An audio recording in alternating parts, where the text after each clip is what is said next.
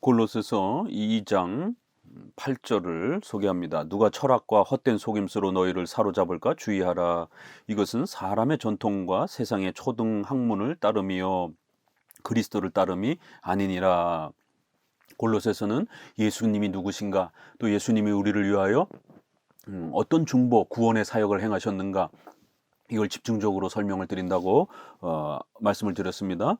그럴 때 이러한 기독교의 본질을 망가뜨리면서 예수님의 희생과 그 공로만으로도 마치 부족해갖고 뭔가를 우리의 인간의 공로로 덧붙여야 되는 것처럼, 또 예수님이 이 땅에 무슨 정치적인 그런 리더로 경제적인 어떤 돈을 벌게 해주려고 온 것처럼, 또 어떤 사회적 정의를 이루기 위해서 오신 것처럼, 이렇게 예수 그리스도의 구원의 중보 사역을 다른 걸로 이렇게 오해케 만드는 이러한 부분들에 대해서 조심해야 된다라고 벌써 1세기 당시에 예수님을 그런 목적으로 이해하고 생각하고 쫓아다녔던 벌써 그런 분파들을 이렇게 엄중하게 책망을 합니다.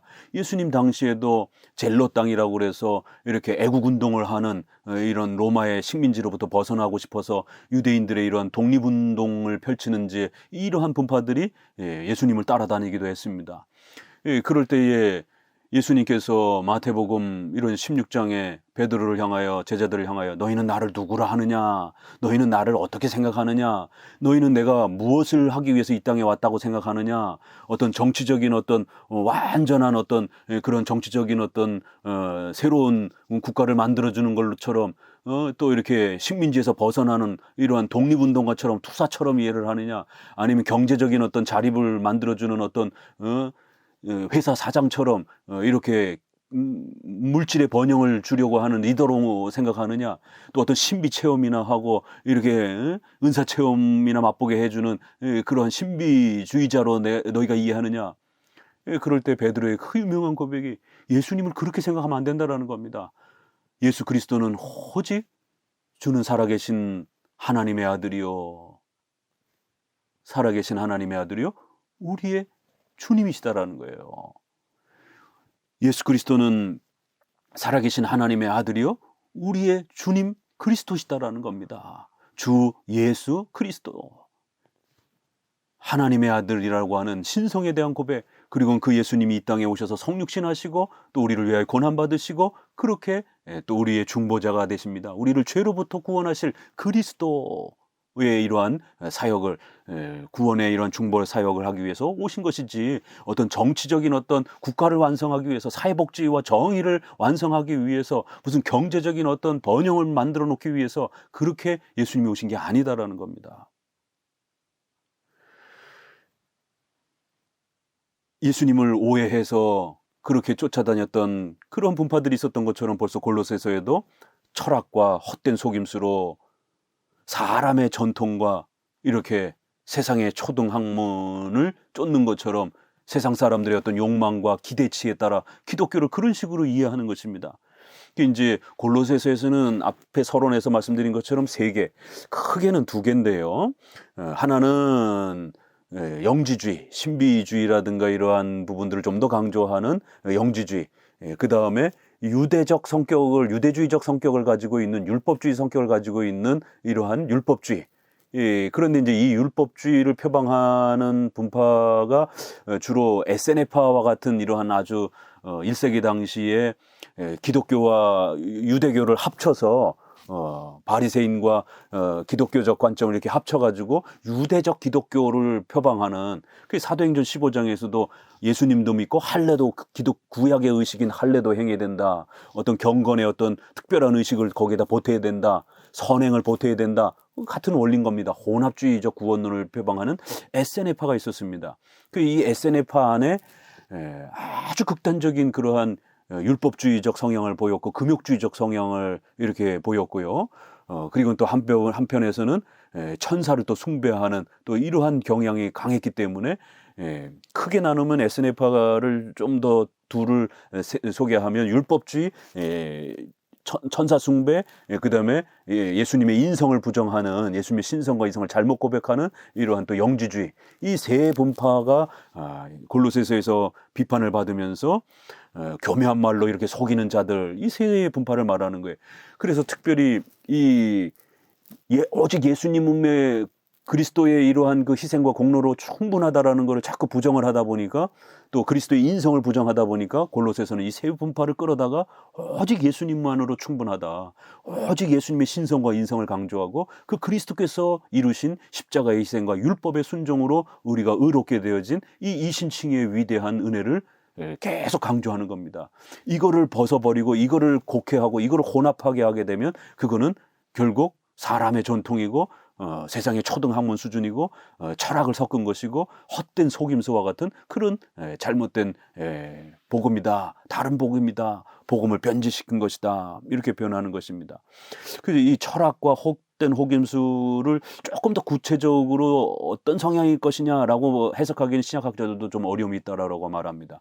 이 세 분파를 그냥 통합적으로 이렇게 철학을 섞기도 하고 또 사람의 전통, 이런 율법주의적인 이런 부분들을 섞는 사람들도 해당이 되는 것이고, 또 세상의 초등학문 이러면은 어떤 일반 불신앙적인 어떤 철학 부분뿐만 아니라 유대주의적인 그러한 할례와 율법적 의식들을 섞는 것도 이렇게 아주 수준이 낮은 이러한 이런 개념으로 표현으로 쓰는 것입니다.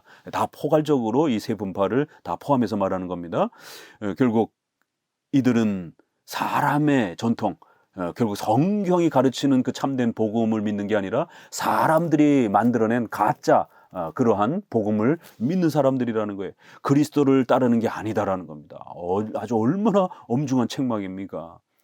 겉으로는 믿음을 이야기하기 때문에 믿음과 이러한 부분들이 섞여 있다 보니까 믿는 것처럼 보여요. 그러나 오직 그리스도만으로 충분하다라고 말하지 않는 겁니다. 우리가 아무리 정치적인 어떤 부분에 차이가 있다 할지라도 그가 예수 그리스도를 믿는다라고 하면 정치적인 의견이 좀 차이가 있을 뿐이에요. 아직도 어떤 부분에서는 또 몰라서 그럴 수도 있는 거고, 그러면 그가 예수님을 믿는다라고 하는 부분에 대해서는 우리가 최소한도 인정을 해야 되는 겁니다. 서로. 만약에 정치가 더 그렇게 중요한 기준이, 구원의 이신칭의 기준이 돼버리게 되면 결국 정치가 우상화돼 버리는 이런 일이 벌어질 수 있습니다. 오직 예수 그리스도로 구원받는 게 아니라 정치에 있어서 어떤 입장을 표현하느냐가 구원의 기준이 되게 되는, 그리스도를 따르는 게 아니라 정치를 어떤 정당을 따르는가에 따라 구원받느냐 안 받았느냐, 하나님의 심판받을 것이다, 이런 식으로 이렇게 평가를 하면 큰일 나는 것이죠. 그리스도를 따르는 것, 그러면 구원받는 거예요. 나머지 부분은 조금 부족하고 연약해도, 조금 이렇게 아직은 서로가 일치를 못해도 또 우리가 조금 더 양보하면서 이해하면서 관용하면서 그렇게 봐야 되는 겁니다. 그러나 오직 예수 그리스도를 부정하고 예수님의 신성과 인성을 부정하게 되면 그건 이단인 겁니다. 그리스도를 따르는 게 아닙니다. 결국 이들이 왜 문제가 되느냐면 9절에 그 안에는 신성의 모든 충만이 육체로 거하시고, 그래서 예수님은 한 인격의 신성과 인성을 동시에 가지신 분입니다. 이걸 부정하는 거예요. 그러면 이단이 되는 겁니다. 초대교회에 4가지 이단이 있습니다. 예수님이 성육신 하셔서 인간의 이러한 그 몸을 가지고 이 땅에 오셨습니다. 그러니까 유대인들이 발칵 뒤집어진 거예요. 어떻게 신이 인간의 몸을 가질 수 있는가? 1세기 당시에 오신 그 예수님을 신으로 인정하지 않는 거예요. 신성을 부정하는 거예요. 그냥 인간 예수님으로만 인정을 하는 거예요. 신성을 부정하는 이단. 그 다음에는 두 번째는 신성을 많이 강조하다 보니까 예수님의 인성의 죄의 문제, 인간으로 태어나면 모두가 다 죄를 짊어지는데 예수님의 인성을 어떻게, 그 예수님과 죄의 문제를 어떻게 해결해야 되지? 그러면서 예수님의 인성은 참된 게 아니라 잠깐 이렇게 빌려다 쓰는, 예수님의 인간의 이러한 육체는 가짜일 거야, 잠깐 빌려 쓰는 것일 거야, 인간의 몸처럼 이렇게 보여지는 걸 거야, 참된 인성이라고 말을 하게 되면 인간으로 태어나는 사람은 원죄를 물려받기 때문에 이걸 해결할 방법이 없다고 생각해서 참된 인성을 부정을 하는, 결국 이런 일이 벌어집니다. 그리고 신성과 인성을 부정하는, 그 다음에 세 번째는 신성과 인성 두 개를 이야기하다 보니까 그럼 두 존재 아니야? 두 분 아니야? 그래서 두 인격의 두 본성, 이렇게 주장을 한 겁니다. 그리고 마지막 여기에 반대를 하면서 한 인격의 두 본성, 이성, 일인격, 한 인격의 예수님이라고 하는 한 분 안에 신성과 인성을 함께 가지고 계시는 분이다, 한 분이다라고 강조를 하니까 한 분이야? 그러면은 두 성이라고 말하면 안 되는 거지. 그러면 두 신성과 인성도 한 분에 맞춰지려면은 뭔가 그 두 성품이 이렇게 섞여야 되는 거 아니야? 신성과 인성이 섞여야만이 한 분, 한 성 이렇게 가야 맞지 않느냐? 이렇게 해서 결국 예수님을 신성과 이성을 둘 다 부정을 해버리고 제3의 어떤 성으로 이렇게 섞이고 혼합된 것처럼 이렇게 주장한 네 번째 이단이 있습니다. 그래서 이제 이걸 우리 451년 칼케돈 신조에서는 이 부분을 네 이단을 비판을 하면서 예수님은 참된 하나님이시여 참된 인성을 가지신 분이시여 이렇게 표현하면서 그의 인성면에서는 마리아는 하나님의 또 어머니시여 우리는 이 한 분의 유일하신 그리스도 성자 주 두 가지 본성을 타고나신 독생자를 인정하며 이 두 가지 본성이 혼동되거나 한 본성이 다른 본성으로 변하거나 두 다른 분리된 모습으로 이렇게 갈라지거나 분할이 되는 이렇게 분리가 되는 이런 걸 말하는 거죠. 또 양성의 영역과 기능에 따라 각각 대립이 되는 이러한 것을 인정하지 않는다. 각성의 특성은 연합으로 인하여 무효가 되지 않는다. 오히려 각성의 고유성이 보존되고 양성이 한 위격에 또 한 인격으로 일치를 이룬다. 양성은 갈라지거나 두 품성으로 분리될 수 없고 오직 연합하여 하나님의 한 분이시며 유일하신 독생자 하나님 주 예수 그리스도가 되셨다라고 이렇게 고백을 하는 것입니다. 그렇기 때문에 요 네 이단과 관련해서 그렇게 신성과 인성을 부정하거나 이렇게 배제하면 안 된다라는 것. 또 한 인격의 두 본성을 이야기를 해야지 이 두 본성이 이렇게 섞이거나 또 혼합되는 것처럼 변화되는 것처럼 이렇게 말하면 안 된다라는 것. 또 이 두 본성의 신성과 인성을 각각 구별되이 말을 해야지 마치 또 이렇게 분할이 되거나 나눠지거나 또 이렇게 찢어지는 것처럼 이렇게 또 이야기하면 안 된다라는 것. 한 인격의 신성과 인성의 고유한 그러한 성질을 가지고 계시면서 각각 가지고 계시는 거예요. 다만 한 인격에 그렇게 이 두 본성이 연합하여 한 인격에 그렇게 계신다라는 것입니다. 그래 그 안에는 신성의 모든 충만이 육체로 그렇게 계신다라는 겁니다. 신성이 육체와 그렇게 그리스도 안에서 함께 계신다라는 거예요. 한 인격에 그렇게 두 본성을 가지고 계신다. 이게 우리의 기독교의 가장 중요한 그러한 그 가르침, 신성과 인성에 대한 고백입니다. 너희도 그 안에서 충만함을 얻었다 이렇게 표현합니다. 그러니까 신성과 인성은 위격적 연합입니다. 그리스도 제2 위격이신 성부, 성자, 성령 하나님, 삼위 하나님 가운데 제2 위격이신 신성이 인성을 취하신 것이에요. 그 위격, 신격을 가지신 그리스도께서 인성을 한 인격 안에 취하신 것입니다. 그래서 그리스도께서는 신적인 권능으로 그렇게 위격적인 연합과 그 충만함을 그렇게 가지신 것입니다. 그런데 이 충만이라는 단어를 우리에게도 그대로 쓰는 것이에요. 그럼 우리가 그리스도와 우리가 신적 본질을 나누어 가지는 것처럼 우리가 막 하나님의 막 음성을 듣고 직통 계시를 보고 하나님을 막 눈으로 보는 이런 반신 반인간이 된 것처럼 이렇게 연합된 것처럼 헷갈리면 안 됩니다. 충만이라는 단어를 쓸지라도 그리스도는 위격적 신적인 그러한 그 연합의 성질을 갖는 것이고 우리는 인격적 연합을 갖는 겁니다. 그리스도와 우리는 인격적 연합을 갖는 것이에요. 왜요? 예수 그리스도를 우리가 믿음으로 고백하기 때문에 그 그리스도와 우리가 연합하고 하나 되어 그리스도에 이루신 그 모든 은혜를 우리에게 주시기 때문에 우리가 또 하나님의 자녀가 되고 그리스도를 고백하며 그리스도를 우리의 머리로 고백하기 때문에 이런 연합의 원리가 되는데 그거는 인간의 본성과 신의 본성이 이렇게 합쳐지는 그런 방식이 아니라 신이 우리를 인격적으로 사랑하는 그런 인격적 연합의 그러한 충만인 것입니다. 마치 부부가 남자와 여자는 분명히 각각 고유한 그러한 각각의 그러한 인격을 갖고 있습니다. 그럼에도 결혼을 통해서 인격적인 하나됨, 부부는 한 몸을 이루어 하나가 되어야 된다 이런 성경의 말씀이 있는 것처럼 두 사람이지만 한 인격체처럼 이렇게 살아간다라고 하는 부부의 신비를 이렇게 얘기할 때에 인격적 연합을 말하는 겁니다. 각각의 고유한 그러한 본성을 갖고 있으면서 서로가 사랑하고 서로가 아끼고 연합하는 그러한 하나됨을 말하는 거예요.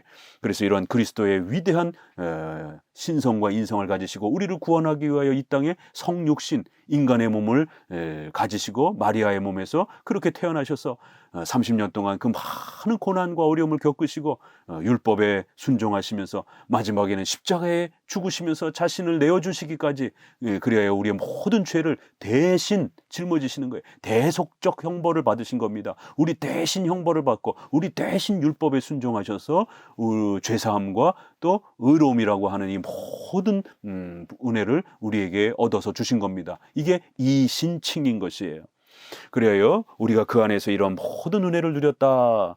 이제 그리스도께서 이루신 구원의 본질과 핵심이 무엇인지, 우리가 어떻게 구원받았는지, 이러한 신성과 인성을 가지신 그 그리스도, 왜 그리스도께서 이 땅에 인간의 몸을 갖고 오셔야 되는 것인지, 그건 정치적으로 국가를 만들기 위해서, 사회복지를 만들기 위해서, 어떤 신비체험을 만들어주기 위해서가 아니라 바로 우리를 죄를 대신 짊어지시고 십자가에 희생하시기 위해서, 우리 대신 율법에 순종하시기 위해서 우리와 그리스도가 연합하고 하나 되기 위하여 그렇게 오신 것이다라는 겁니다. 이제 이것이 11절부터 소개가 되는 거예요. 그는 모든 통치자와 권세의 머리시니라. 또 그 안에서 너희가 손으로 하지 아니하는 할례를 받았으니 곧 육의 몸을 벗는 것이며 그리스도의 할례니라. 이렇게 해서 그 안에서, 계속 그 안에서라는 단어가 계속 반복되죠. 예수 그리스도 안에서 우리가 육의 몸, 죄의 이러한 모든 악함들을 벗어버리고 우리가 구원받는, 우리의 모든 죄를 끊어낸다라고 하는 구약의 이 할례. 왜요? 지금 이 율법주의자들이, SNF파에 속하는 이 율법주의자들이 있었기 때문에 할례를 덧붙여야 되만 구원받는다라고 하는, 예수님 인정한다, 믿음 인정한다. 그러나 오직 믿음으로, 오직 예수님만으로는 안 돼. 충분하지 않아. 거기에 할례도 덧붙여야 돼. 율법의 어떤 경건한 행위들이 덧붙여져야 돼. 어떤 또 선행이 덧붙여져야 돼. 어떤 국가적인 어떤 일치감이 있어야 돼. 문화에 대한 어떤 서로에 대한 일치감이 있어야 돼. 그렇지 않으면 신자로 인정할 수 없어. 이런 게 아니다라는 겁니다. 오직 예수 그리스도로 구원받는 것이다라는 거예요. 너희가 손으로 하지 않는 율법적인 그런 할례, 인간의 어떤 선행에, 인간의 어떤 경건의 어떤 이런 거가 덧붙여져서 우리가 구원받는, 죄사함을 받는 이런 게 아니라는 겁니다. 오직 그리스도로 말미암아 그 할례, 구약에서 가르쳐줬던 그 의식법으로 가르쳐줬던 할례가 그리스도를 통해서 완성됐다라는 거예요. 구약의 할례와 유월절 두 가지가 있습니다. 할례는 바로 인간의 이러한 모든 죄를 끊어낸다라고 하는, 이걸 표현하기 위해서 남자의 생식기에 가죽을 잘라내서 이렇게 우리 인간의 본질적인 전적인 부패된 우리 인간의 죄악을 끊어낸다라고 하는 그런 의미로서, 그래서 새롭게 태어난다라고 하는, 거듭난다라는 거를 이렇게 중생의 표시를 세례로 표현을 했고, 또 그리스도와 하나 되어 연합하여 충만히 우리가 이렇게 살아간다라는 것을 또 유월절을 통해서 가르친 겁니다. 이게 세례와 성찬으로 신약에는 그렇게 바뀌어집니다. 오늘 우리는 예수님이 오셔서 성전과 제사와 이러한 할례와 이런 유월절의 구약의 모든 제사의식을 완성하셨기 때문에 우리는 세례와 성찬으로서 그렇게 이제 또 예배드리며 의식을 행하는 겁니다. 이것을 그리스도께서 구약의 이 모든 할례와 유월절을 완성하셨다. 그래서 그리스도의 할례라고 이렇게 표현한 겁니다. 굉장히 멋있는 표현이에요. 그러니까 할례를 그리스도께서 완성하셨다를 한마디로 그리스도의 할례라는 겁니다. 율법주의적인 손으로 외적인 그런 형식으로 하는 할례가 아니라 오직 예수 그리스도를 믿음으로 고백할 때에 우리가 진정으로 죄사함을 받는, 그래서 구약에서 외적인 그림자와 모형으로 가르쳤던 바로 그 할례의 본질은 예수 그리스도를 믿어야 너희가 죄로부터 구원받는다라는 것을 구약도 그걸 가르친 겁니다. 외적으로 모형으로 그렇게 할례를 통하여 가르쳤던 겁니다. 그 할례를 그리스도가 완성하셨다라는 거예요. 그러니까 이제는 오직 예수 그리스도만을 믿고 의지하라는 겁니다. 그래서 그리스도의 할례라는 이런 표현을 썼어요. 그렇기 때문에 우리는 더 이상 이제 할례를 행하지 않고 예수님이 세례를 받으시고 또 마태복음 마지막 장에 너희가 세례를 주라, 그 죄사함의 이런 외적 표시로 이렇게 명령하셨던 그 세례를 이제는 행하는 겁니다. 이렇게 구약의 할례와 신약의 세례가 왜 이어지는지, 왜 우리는 이제 할례를 행하지 않고 세례를 행하는 것인지, 바로 그건 그리스도께서 할례를 완성하셨기 때문입니다. 예, 그리스도의 할례, 참 멋있는 표현이고, 우리 신앙 고백서도 이걸 웨스트민스터에서 할례가 어떻게 세례로 바뀌었는지를 가르칠 때에 세례 부분에 그대로 씁니다. 너희가 세례로 그리스도와 함께 장사되고 또 죽은 자들 가운데 그를 일으키신 하나님의 역사를 믿음으로 말미암아 그 안에서 함께 일으키심을 받았느니라.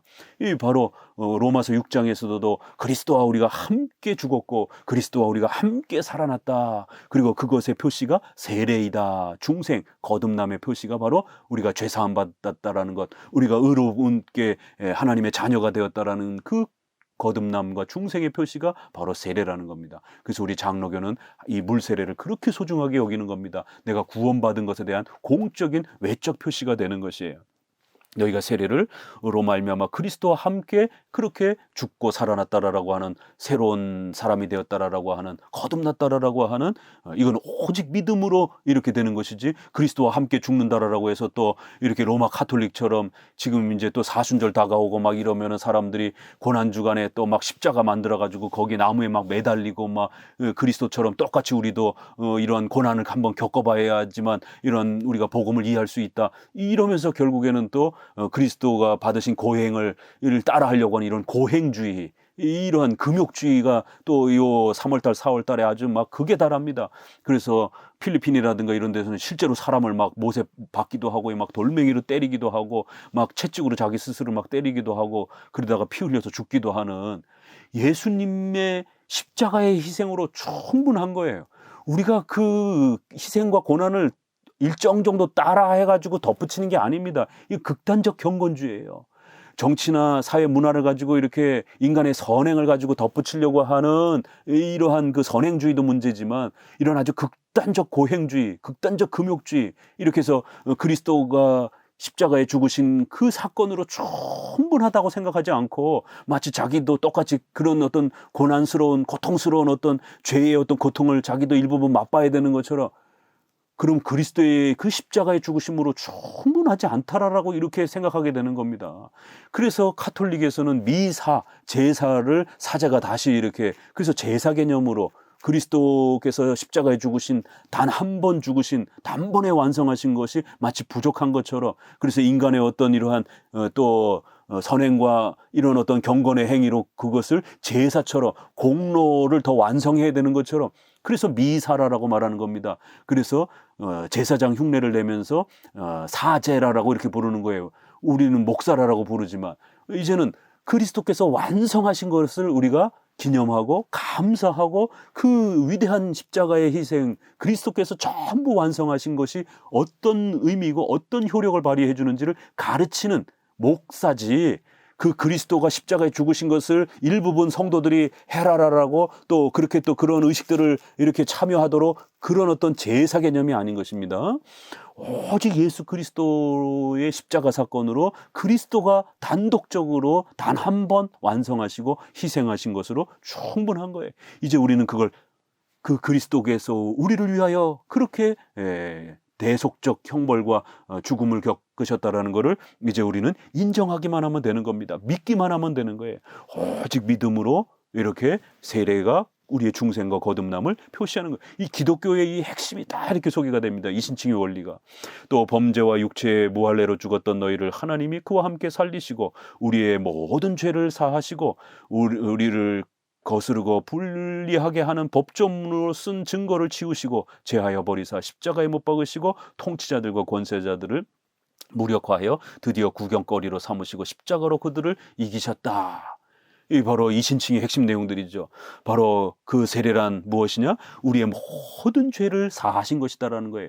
절대로 정치적인 어떤 그 국가를, 우리가 원하는 정당을 만들어서 그런 어떤 우리가 원하는 대통령 후보를 뽑아서 완벽한 국가를 만드는 그런 어떤 게 소망이 되는, 그게 어떤 주가 되는 이런 게 아닙니다.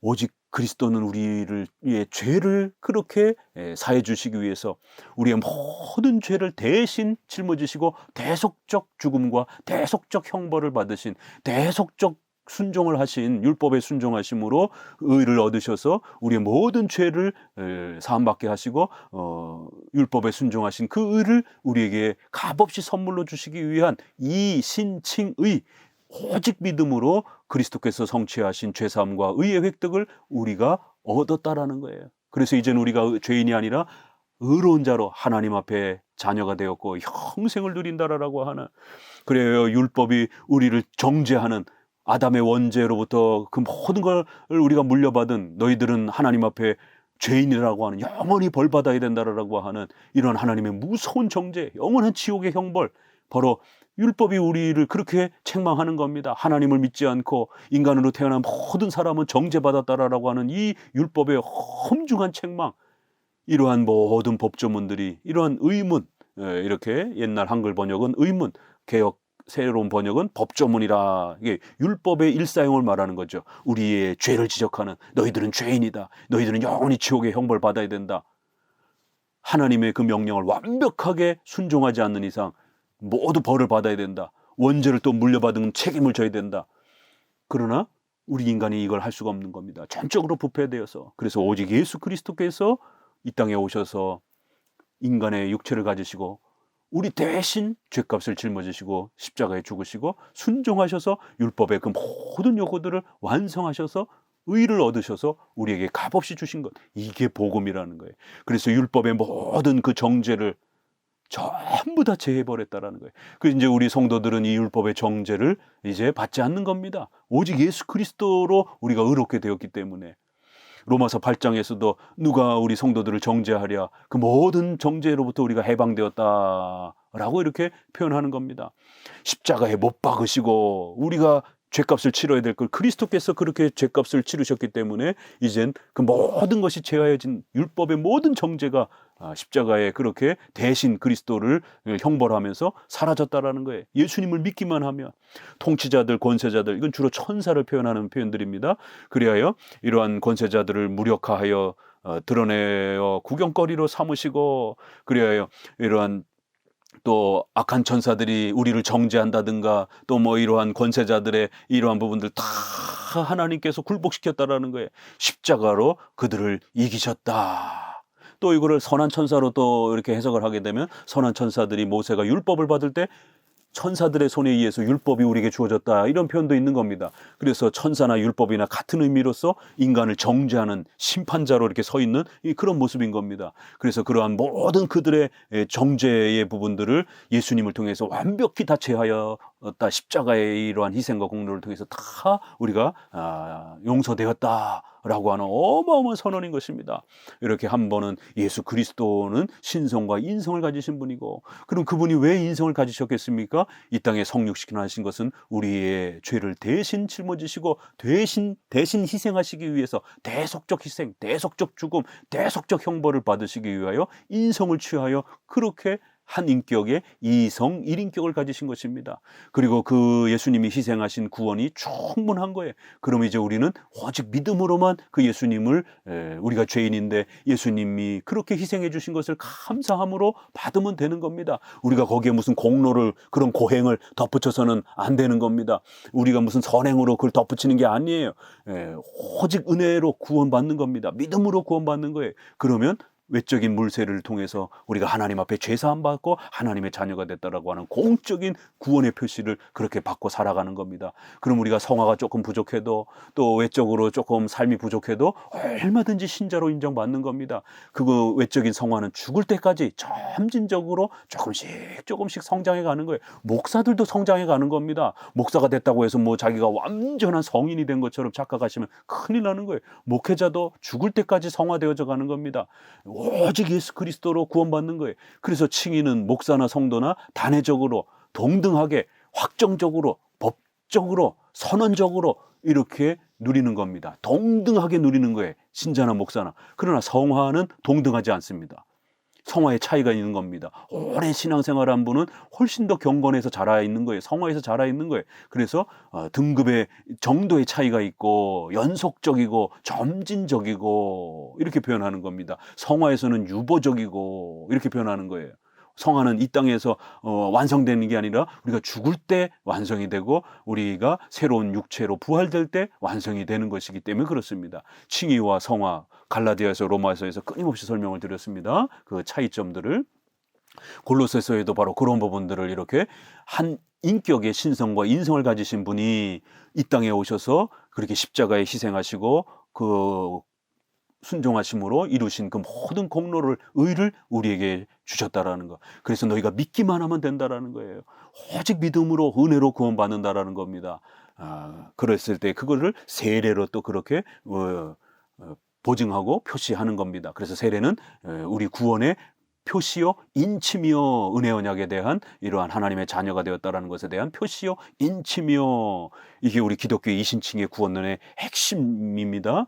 이거 절대로 양보해서도 안 되고 이거를 혼합해도 안 됩니다. 흐리게 말해서도 안 됩니다. 올바르게 정확하게 얘기해야 되고 이것을 흐트르게 되면 이거는 헛된 속임수요, 사람의 그러한 전통이요, 철학이요, 다른 복음인 것입니다. 오늘은 이 부분까지 여러분에게 이신칭의와 관련된 은혜와 관련해서 소개를 드렸습니다. 감사합니다.